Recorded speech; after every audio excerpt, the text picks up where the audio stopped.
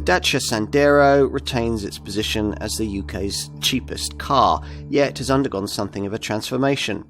Smarter looking, more refined and even roomier, it now says outstanding value far more than low cost.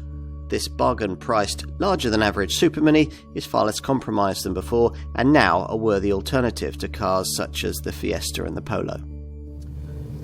Built on a contemporary structure that's closely related to that of the current rather than previous generation Renault Clio, the Sandero is now a much nicer car to drive than previously. While it still majors on ride comfort, its body movements are much better controlled and the car wanders far less over larger bumps. There's also more grip than before thanks to the wider tracks, lower stance and a fresh front axle. Now electric, the steering remains light and still doesn't offer any meaningful feedback, but it's precise and predictable enough for everyday driving, and the turning circle is usefully tight at 10.5 metres. The engines are all reasonably simple 1-litre 3-cylinder units offered with or without a turbocharger, running either petrol or a combination of petrol and LPG. The entry-level unit, the SCE65, now only produces 65 horsepower, 95 newton-metres and delivers little in the way of acceleration. The turbocharged TCE90 and bi-fuel TCE100 are much more effective. Our test car has the TCE90 engine with a useful 90 horsepower and 160 newton-metres, which, despite the extra power, offers the same WLTP rated efficiency as the entry-level engine at 53.3 miles per gallon on the combined cycle and 120 grams per kilometre of CO2. Acceleration is acceptable, with 0 to 62 miles an hour taking 11.7 seconds, and the gearbox has 6 speeds. You only get 5 in the SCE65 variant. Or you can have a CVT Auto with the turbo petrol engine. All the power plants on offer have that slightly offbeat feel that's unique to 3-cylinder engines. The more modern underpinnings of this Sandero makes it a noticeably quieter car than before, which emphasises its improved refinement. The result is a Super Mini that often feels like a car from the next class up, which is not bad, considering that it's priced alongside cars from the next class down. A single glance is all that's needed to see that this third generation Sandero is a different proposition to its predecessor. While it's the same length as the previous generation model, it's wider and lower, giving it a completely different stance. For the first time, the exterior styling's attributed to a designer, Erd Tunga, rather than a styling centre, suggesting it's been given greater precedent this time around. To our eyes, it's more contemporary and more interesting. But of course, everyone has their own opinion. So, a smarter look outside, but what about the cabin? Well, our Comfort model's keyless entry system has automatically unlocked the door for us, so let's take a look inside.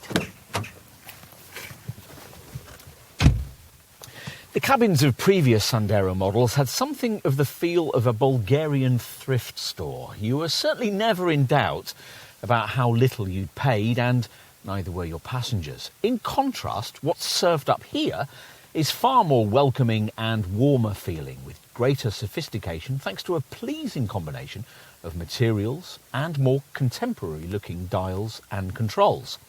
If you're moving into a Sandero from something like a Fiesta, some of the materials will still feel pretty hard, but the car now feels like it wraps around its front seat occupants with a wider centre console that's angled slightly towards the driver.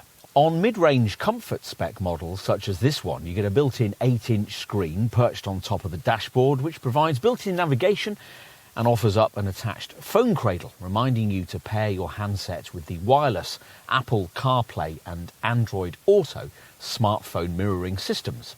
Visibility is very good, with reasonably thin A-pillars and a deep glass house, so the view behind and over the shoulder is generally unimpeded, despite the black surround of the shallow rear window and the thick rear pillars. The white on black instrument gauges are simple but quite elegant, while the electric window switches are now on the driver's door armrest, a much more logical position. The interior is lifted by cross-hatched fabric trim across the centre of the dash, on the door armrests and on the upper part of the seat backrests. And getting comfortable is much less of a challenge than before, thanks to the addition of reach adjustment for the steering wheel. Storage is also decent, with 21 litres of it dotted about the cabin. Right, let's take a look at the rear, where we're hoping to find more legroom than before, thanks to this Mark III model's slightly stretched wheelbase, which is longer than those of similar size Super Minis. However, will this third generation design's slight reduction in height mean that taller passengers suffer? Well, let's find out. Headroom turns out to be decent, though is no longer class leading, now equalled or bettered by other cars of similar size such as the MG3 and the Ford Fiesta. The seats themselves, though, are nicely contoured and supportive, including the middle seat. Finally, let's take a look at the boot, which is one of the larger ones in the class, offering 328 litres below the parcel shelf. Like most luggage compartments in Super Minis, it's fairly short but usefully wide and deep, capable of carrying around 6 carry-on cases. The 1,108 litres of capacity, with all rear seats folded down, is competitive for this segment, comfortably beating the 947 litres of the Toyota Yaris, and not far behind the Renault Clio and Seat Ibiza. It's pleasing to see that Dacia has managed to update the Sandero without losing sight of the primary reason that this model has been successful, a price that's lower than any other new model on the market. Whatever variant you choose, you should find that the Sandero makes great use of its now more up-to-date foundations. It now looks and feels like a contemporary model rather than a rehash of an older design, which is a huge leap forward. As a result, you might well feel that what's being delivered here is low-cost transportation with a twist of style, a car with a look and feel that shouts great value rather than on a budget. In summary, this is a model that deserves to be on more shortlists than before. Yes, products from the established market players are still more sophisticated, they drive better and they feel more sophisticated inside. But the gap isn't huge, except of course when it comes to what you have to pay.